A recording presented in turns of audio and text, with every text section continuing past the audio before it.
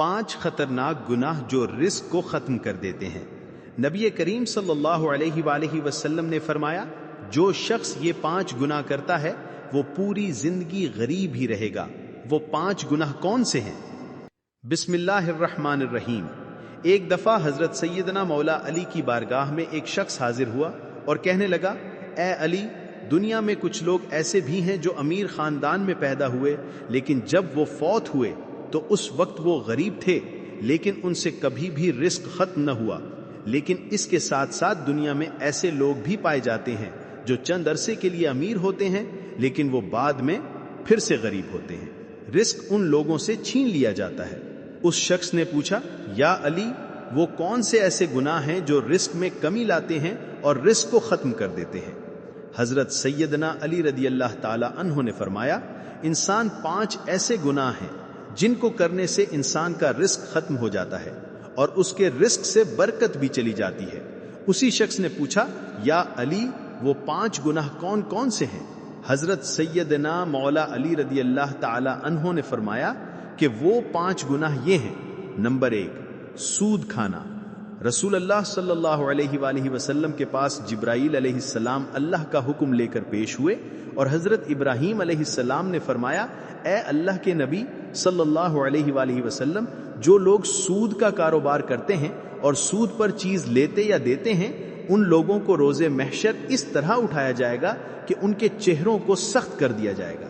ایک بار رسول کریم صلی اللہ علیہ وآلہ وسلم لوگوں میں خطاب فرما رہے تھے۔ آپ صلی اللہ علیہ وآلہ وسلم نے فرمایا، لوگوں، تم میں سے کون ہے جو اپنی ماں کے ساتھ زنا کرنا پسند کرتا ہے؟ لوگوں نے جواب دیا، یا رسول اللہ صلی اللہ علیہ وآلہ وسلم، نہیں، ہم کو ایسے گناہ سے سخت نفرت ہے۔ تو رسول کریم صلی اللہ علیہ وآلہ وسلم نے فرمایا، اتنا گناہ ماں کے ساتھ زنا کرنے کا نہیں جتنا گناہ سود کا کاروبار کرنے والے کو ملتا ہے، جو سود کا مال لیتا ہے اور دوسرے کو منافع دیتا ہے۔ رزق کے کم ہونے اور ختم ہونے کی اصل وجہ سود ہے۔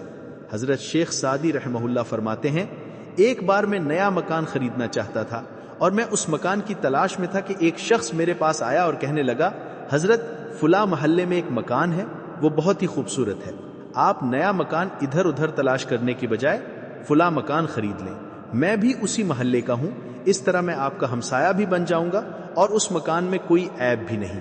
حضرت شیخ سعدی علیہ الرحمہ فرمانے لگے، نادان بندے، اس سے بڑا اور کیا عیب ہو سکتا ہے کہ تو میرا ہمسایہ بن جائے، کیونکہ تو سود کا کاروبار کرتا ہے اور سود سے بڑا کوئی عیب نہیں۔ یہی تو سب سے بڑا عیب ہے کہ مکان لینے سے تو میرا ہمسایہ بن جائے گا۔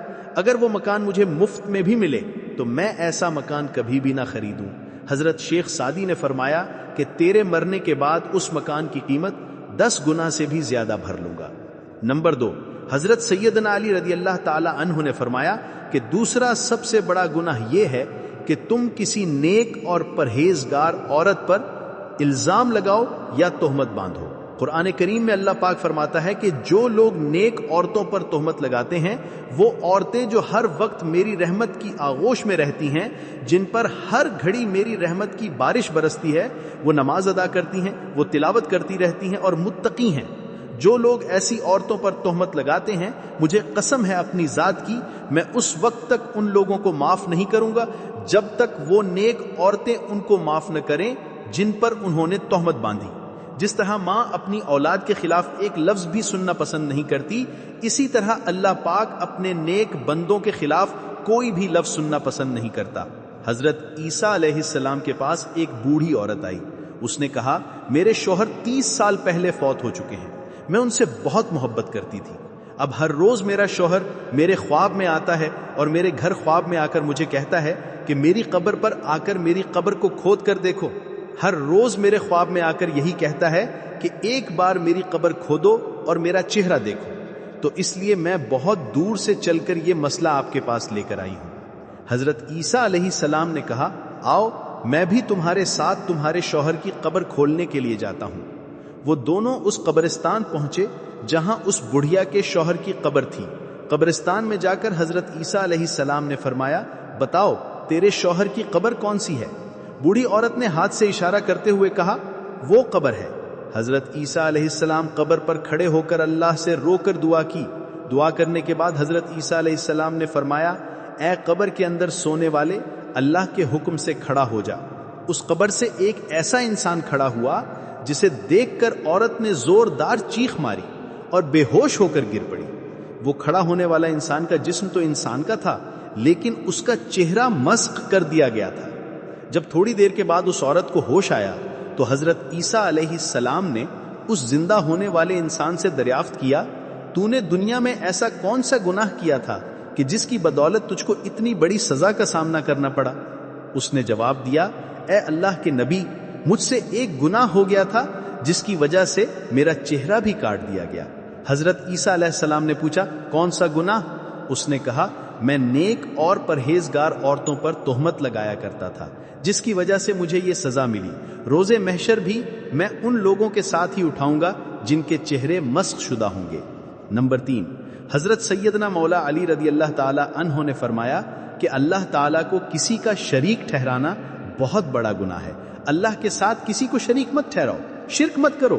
روز محشر ہر گناہ اللہ معاف کر سکتا ہے، لیکن اگر شرک کا گناہ ہو تو وہ کبھی معاف نہیں ہوگا، خواہ اس کے گناہ آسمان و زمین میں موجود ہر چیز سے بھی زیادہ ہوں۔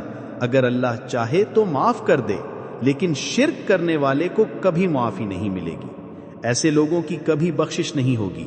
نمبر 4، حضرت سیدنا علی رضی اللہ تعالی عنہ نے فرمایا کہ چوتھا گناہ کسی پر جادو کرنا ہے، کسی کا جینا حرام کرنے کے لیے، کسی کی خوشیاں چھیننے کے لیے اس پر جادو کرنا کہ اس کے پاس فلاں رزق کیوں ہے، اس کو جادو کے ذریعے ختم کر دینا۔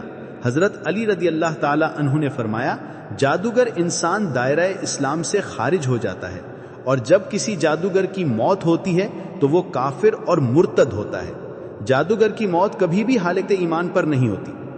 نمبر 5، حضرت سیدنا علی رضی اللہ تعالی عنہ نے فرمایا کہ کسی کو دکھ اور تکلیف دینا بھی سب سے بڑا گناہ ہے۔ کسی کو دکھ دینا، کسی کا جینا حرام کر کے خود خوش ہونا، کسی کو رلا کر خود خوش ہونا، یہ بھی ایک بہت بڑا گناہ ہے جس سے ہمارا رزق ختم ہو جاتا ہے۔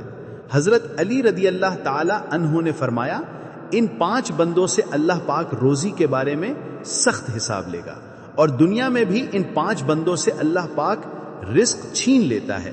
اللہ تعالی ہمیں دین کی مکمل سمجھ نصیب فرمائے اور ہمیں نیکوکاروں میں شامل کرے، آمین۔ ناظرین، اگر یہ ویڈیو اچھی لگی ہو تو ویڈیو کو لائک، سبسکرائب اور کامنٹ لازمی کریں۔